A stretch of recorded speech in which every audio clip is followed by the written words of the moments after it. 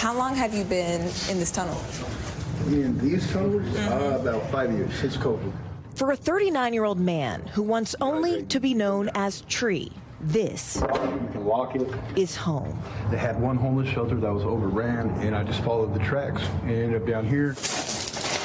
That place, a network of tunnels stretching hundreds of miles, originally meant to divert rainwater, and now home to an entire underground population, all living just a few feet under the bright lights of the Las Vegas Strip. How many people do you estimate are living here right now? Approximately 12 to 1,500. So we are 3 feet Caesar's Palace. beneath Caesar's Palace on the Las Vegas Strip. You said it yourself. You've been here many times. You would never even know it was here. I feel like I've spent so many times looking up at the lights, I've never once looked down.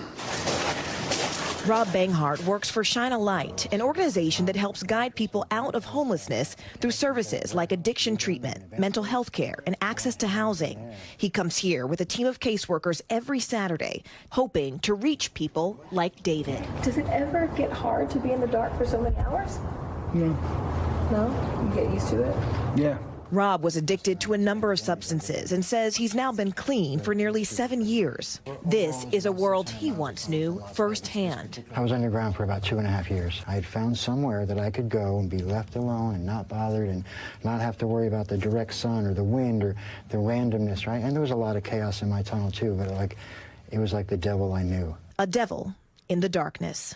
Aaron, can you turn off that light so people can really feel just how dark and still it is down here? Okay, turn it on. Yeah, I mean, that is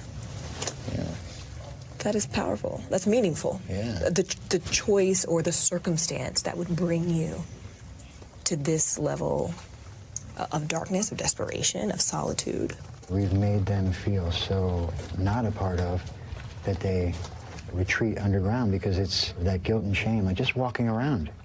I haven't showered in a year. I haven't shaved. Yeah, you feel, I lived in the same world as you, but not the same society.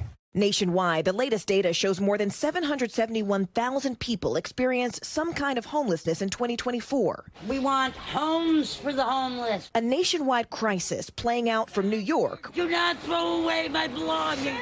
Where an increase in evictions and an influx of asylum seekers has strained shelters. You gotta go!